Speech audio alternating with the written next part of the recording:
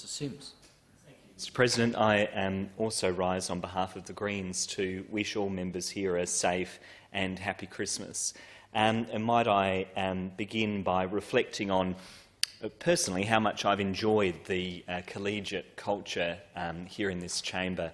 I have had the opportunity to serve, albeit for very brief periods, in the federal parliament and also in local government. And I think one of the things that really sets this chamber and indeed this parliament apart from others is the collegiate culture that we have, the good humour and the strong personal relationships that are built across party lines. So I do sincerely want to thank all members of parliament, and in particular, might I say, I was absent from the chamber last year when we had these reflections, but I do want to thank everybody for welcoming me into the chamber last year and say what a great privilege it has been to work with you all over the last 18 months. I want to, on behalf of the Greens, thank all of the staff, not only those in this chamber but across the building, for the terrific work that they do to ensure that we can all do our jobs effectively.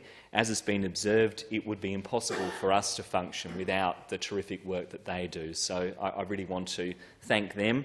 I want to thank you, Mr President, for your leadership of this chamber and to congratulate you on your elevation to the chair this year. It's great to have you there. I also want to thank my own team, Lisa, Melanie, Sean, Zoe, who worked in my office for a time, and more recently Riley, and also to thank Malvina, who's recently departed for Tammy Franks' office, who's been a long-term staffer for Tammy and a vital part of the Greens team. Of course, I want to thank my colleague, Tammy, for all of her support and friendship this year in the parliament and outside. Finally, just to make a brief statement around what Christmas represents for me, it's always a time for Thanksgiving, for reflection and celebrating the good things of life, friends and family, but also an important time to remember those who are less fortunate.